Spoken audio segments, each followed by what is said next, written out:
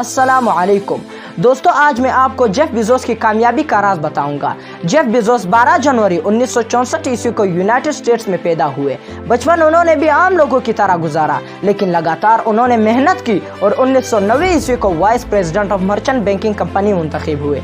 उस वक्त उनकी अच्छी खासी सैलरी थी, लेकिन अचानक एक दिन उन्होंने यू टर्न लिया। वो मामूल के मुताबिक कंप्यूटर पर काम कर रहे थे कि उन्होंने देखा कि हर साल इंटरनेट की दुनिया में 2300% लोगों का इजाफा हो रहा है। वो एक अक्लमंद आदमी थे। उनकी जहन में आया कि क्यों ना मैं भी ऑनलाइन बिजनेस शुरू करूं। उन्होंने अपनी जॉब को छोड़ दी और एक गैराज में एक बुक शॉप खोला। उस वक्त लोगों ने उनको ताने मारने शुरू किए कि पागल तो नहीं हो, इतनी अच्छी नौकरी छोड़ दी। लेकिन जेफ बेजोस कहते हैं कि अगर आप लोगों के ताने नहीं सुन सकते तो आप कभी भी कुछ नया नहीं कर सकते। जो लोग उनको बुरा भला कहते थे, बाद में वही लोग आकर उनसे माफी मांगने लगे और ये पूछने लगे कि भाई ये सब आपने किया कैसे। जेफ बेजोस को शुरू में बहुत सी मुश्किलात का सामना करना पड़ा, लेकिन उन्होंने बर्दाश्त किया। वो हजारों मरतबा फेल हुए, लेकिन जेफ बेजोस कहते हैं कि मैं फेल नहीं हुआ, बल्कि मैंने हजारों रास्ते ढूंढे जो काम नहीं कर रहे थे। और जेफ बेजोस अपने कस्टमर्स का बहुत ज्यादा ख्याल रखते थे। जेफ बेजोस कहते थे कि अगर मेरा कस्टमर अमेज़न वेबसाइट को खोले, अगर उसको ओपन होने में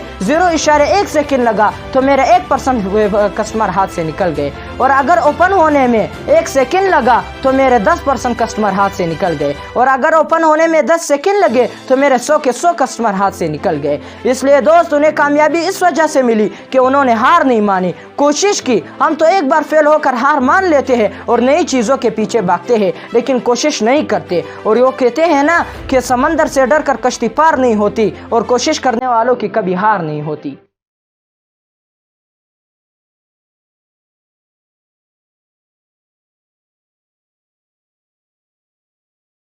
Audio Jungle.